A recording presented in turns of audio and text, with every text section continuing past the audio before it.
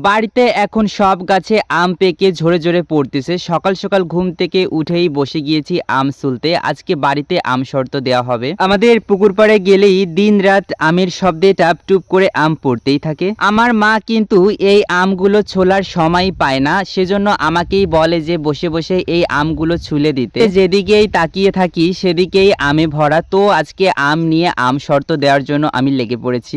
বাড়িতে ধান এসেছে, গাছেও আম পেকেছে। প্রতি বছর কিন্তু আমাদের বাড়িতে কম বেশি বেশ অনেক আম শর্ত দেওয়া হয়। অনেক আম নিয়ে বসে গিয়েছি আম ছুলতে।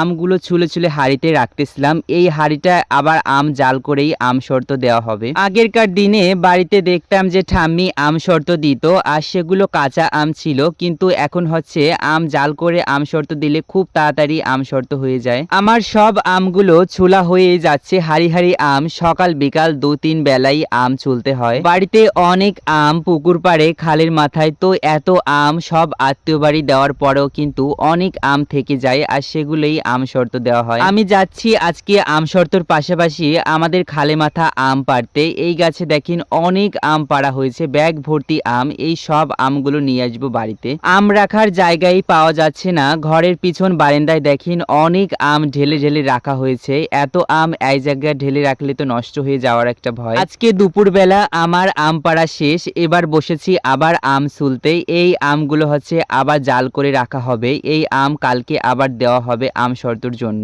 আম ছুলে আমগুলো আমি মাখিয়ে দিচ্ছি যাতে আমটা খুব তাড়াতাড়ি জাল হয়ে আমটা ঘন হয়ে যায়। এত এত আম, হাড়ি ভরা আম। আমাদের গাছের আম কিন্তু অনেক মিষ্টি। আম শর্তগুলো খেতেও কিন্তু অনেক মজার হয়ে থাকে। বাড়ির উঠান জুড়ে ধান নাড়া, আম ছুলতেছিলাম আর মুরগিগুলো ধান খেয়ে যাচ্ছে, তাই মুরগি তাড়াচ্ছিলাম বাড়িতে বসে বসে। আমাদের বাড়িতে কিন্তু অনেক মুরগিও আছে, যেহেতু আমাদের খোলামেলা একটা বাগান বাড়ি। তো আশপাশে অনেক খোলামেলা জায়গা, সেজন্য মুরগিও পালতে খুব সুবিধা হয়। ঘরে এসে দেখি আমার মা আম জাল দিচ্ছিল।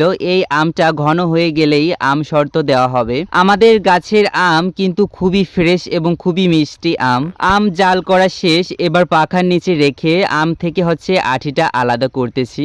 প্লেটে ও ঢেলে ফেলেছি। প্লেটটা এখন রোদ্দুরে নিয়ে যাব, রোদে আম শর্ত দেওয়া হবে। এই হচ্ছে আমের সেই আঠিগুলা ছিল। বাড়িতে বসে বসে কিন্তু বাড়িতে পালা সেই ছোট ছোট হচ্ছে মোরগ লড়াইটাও দেখতেছিলাম। খুব প্রখর রোদেই প্লেটগুলো দেওয়া হয়েছে। মনে হচ্ছিল আজকেই এই আম শর্তগুলো শুকিয়ে যাবে, কারণ আজকে কিন্তু আকাশে খুব পরিমাণে রোদ মনে হচ্ছে। এই হচ্ছে আমাদের বাড়ির আম শর্ত। আজকে 4টে প্লেটে দেওয়া হয়েছে, কালকে অনেকগুলাই দেওয়া হবে। রোহানদের বাড়িতে গিয়েছি। রোহানদের বাড়িতেও অনেক কাজ। ধান সিদ্ধ করেছে রোহানের মা, আর দেখতেছিলাম রোহানের মাও আম শর্ত দেওয়ার জন্য রেডি